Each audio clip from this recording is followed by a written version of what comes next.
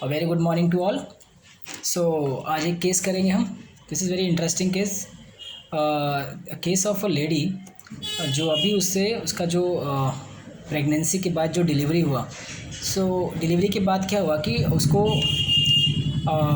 Operation से उसका delivery operation से हुआ। ठीक है सर। आफ्टर सर्जरी कि उसके बाद उसका जो मिल्क है वो अपीयर हो ही नहीं रहा। मतलब डॉक्टर ने उसको पाउडर दिया, टैबलेट्स भी दिया, but it's not coming out. उतना हार्ड हो गया है, इतना टेंडरनेस है, उसको पेन है एंड मिल्क आ नहीं रहा है। और बच्चे को बाहर का पाउडर का दूध उसको पिलाना पड़ रहा है एंड बच्चा वॉज नॉट टेकिंग दैट और वो वॉमिट कर दे रहा है। तो ही वो बहुत लंबे समय से पिछले 15-20 दिन, 1 महीना हो गया, she is facing that.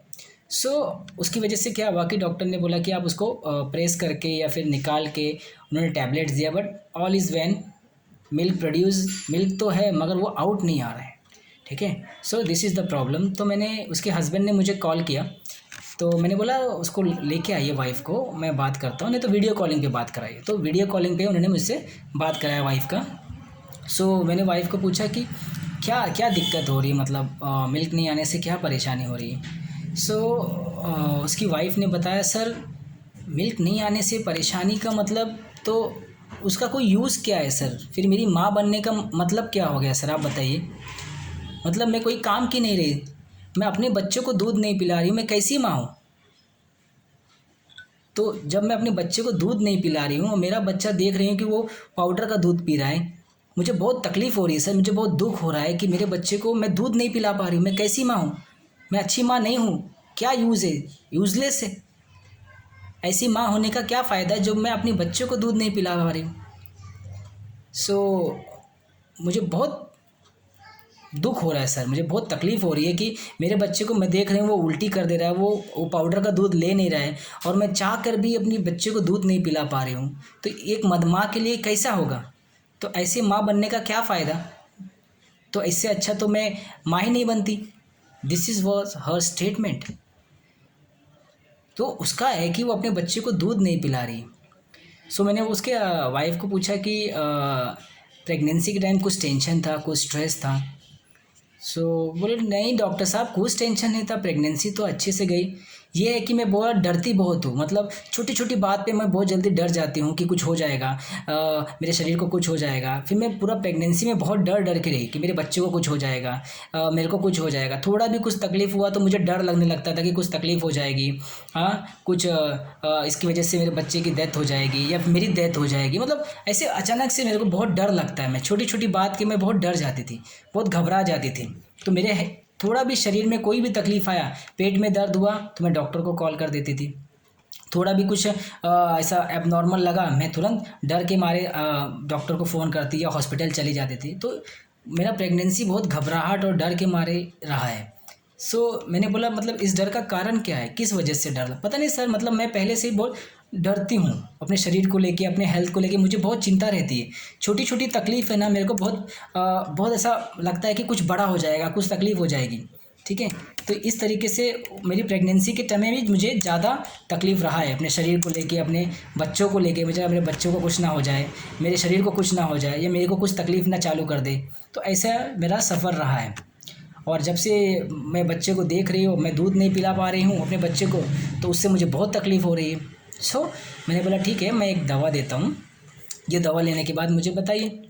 So I was just कि मैं जस्ट रूब्रिक डाल रहा था। तो जब मैंने रूब्रिक डाला तो मुझे एक रेमेडी दिखी और मैंने वो उसको दे दिया। मैंने उसे 30 पोटेंसी में दिया, मेरे पास 200 नहीं था, मेरे पास 30 और 1 था। तो मैं सोच रहा था मैं इसको 200 दूँ, बट मेरे पास अवेलेबल नहीं था। तो मैंने बोला 30 से स्टार्ट करता हूँ, लेट्स सी। 30 के 5 डोज दिए। आफ्टर 3 डेज उसको इतना टेंडरनेस था, मतलब इट वॉज हार्ड, इतना हार्ड हो गया था वो, और उसको हार्ड होके उसको पेन कर रहा था मगर वो मिल्क नहीं आ रहा था। ठीक है, वो रिलीज़ नहीं हो रहा था।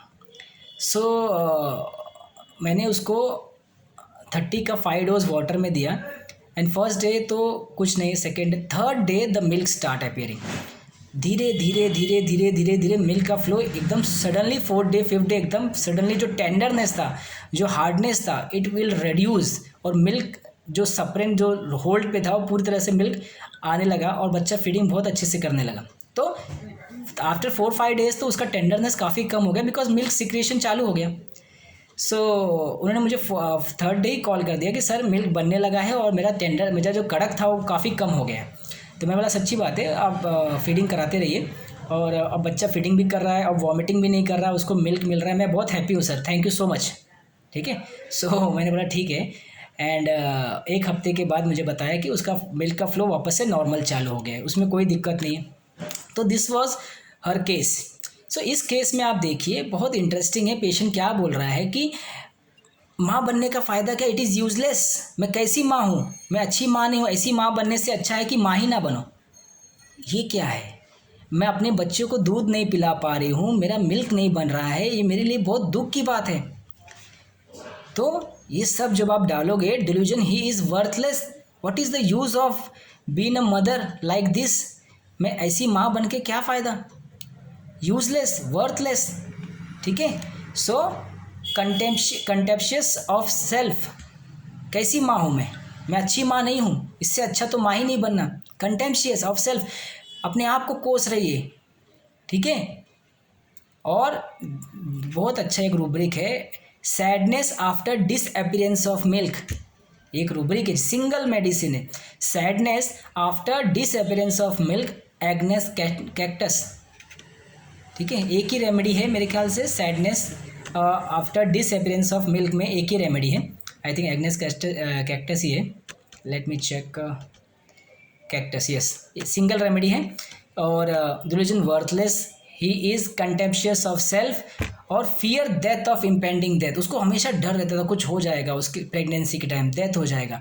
Anxiety health about own health, anxiety hypochondria, छोटी छोटी चीज़ एकदम बड़ी मात्रा में बताना, कुछ हो जाएगा, तकलीफ हो जाएगा, एंजाइटी हाइपोकॉन्ड्रिया, मतलब बड़ी चीज़ों को दिखाना, छोटी तकलीफ़ को, या बड़ी बड़ी छोटी तकलीफ हो तो बस तुरंत डर जाना, उससे लिंक करना कि कुछ हो जाएगा, कुछ तकलीफ हो जाएगी, मतलब खींचना।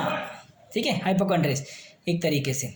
तो बहुत इंपॉर्टेंट जो रूब्रिक है, इसमें आपको सीखने लायक है, delusion he is worthless, contemptuous of self, अपने आप को कंटेम्प्ट करना, being a mother, I am not a good mother, मैं अच्छी माँ नहीं हूँ, इससे अच्छा तो माँ नहीं बनना, what is the use of this, कि मैं ऐसी माँ बन के क्या फ़ायदा, वर्थलेस, कंटेम्पशियस, सैडनेस, क्यों दुखी है, क्योंकि sadness after disappearance of milk, milk नहीं बन रहा है ना, मिल्क आ नहीं रहा है, सिक्रीशन नहीं हो रहा है, बच्चे को दूध नहीं पिला रही, इसलिए तो दुखी है, इसलिए तो अपने आप को कंटेम्प्ट कर रही है, कोस रही है, वर्थलेस महसूस कर रही है। ठीक है, और एंजाइटी अबाउट हेल्थ तो रहता ही है उसको, हाई एंजाइटी हाइपोकॉन्ड्रेसिस।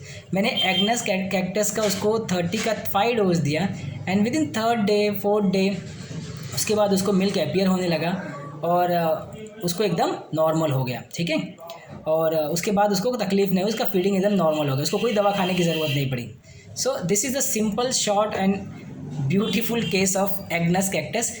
ये रूब्रिक्स आप ध्यान रखिए, इस तरीके से अपने आप को एग्नेस जो रहता है कंटेम्प्ट करता है, वर्थलेस महसूस करता है। ठीक है, so thank you so much. जल्दी हम जल्दी एक नए केस के साथ, इसी के बेबी का केस मैं आपको शेयर करूँगा, जॉन्डिस का केस था। उसके बाद इसके बच्चे को जॉन्डिस हुआ था 2nd मंथ, आफ्टर 1 मंथ के बाद उसको सीवियर जॉन्डिस बैठा, और उसको सीवियर एडमिशन की ज़रूरत पड़ी थी, डॉक्टर ने एडवाइस किया था। But with this medicine, after giving homeopathy, उसको अपने आप जॉन्डिस नॉर्मल हो गया और उसको कुछ करना नहीं पड़ा। सो इसी बच्चे का केस मैं नेक्स्ट टाइम आपको शेयर करूँगा। Thank you so much, and जल्दी हम नए केस के साथ मिलेंगे।